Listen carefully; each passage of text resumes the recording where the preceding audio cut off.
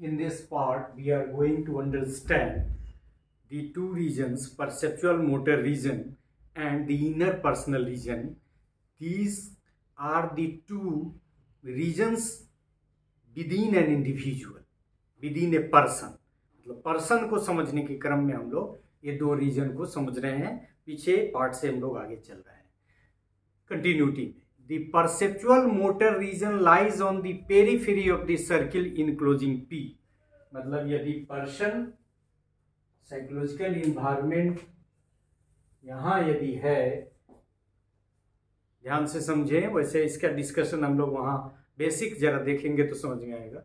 So the perceptual motor region lies on the periphery of the circle enclosing P.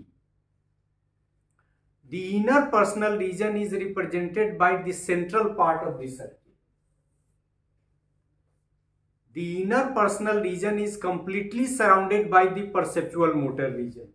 Inner perceptual motor region से surrounded है, and subsequently it has no direct contact with the outside environment. मतलब जो inner aspect है वो surrounded है किससे? perceptual motor region से, और इसका contact आउटर वर्ल्ड से नहीं है, ये कहना चाह रहा है।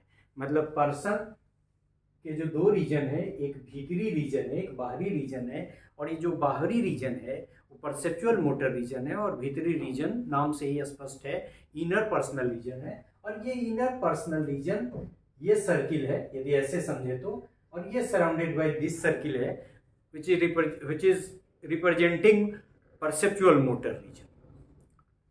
The perceptual motor region controls perceptual and motoric functions of the person. मतलब ये जो perceptual motor region है बाहर का वाला, वो क्या करता है? वो कंट्रोल कर रहा है व्यक्ति के परसेप्शन को और उसको उसके मोटोरिक फंक्शंस को, और ये inner personal reason controls the motivational functions.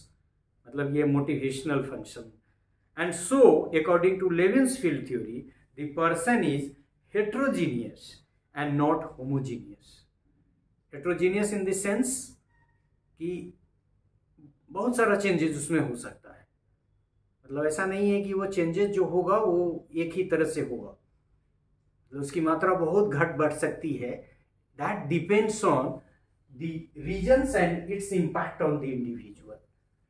Of course है कि ये बता रहा है कि मोटिवेशनल एस्पेक्ट जो है it is more affecting, क्योंकि it is affecting directly and it is being protected by this perceptual motor region.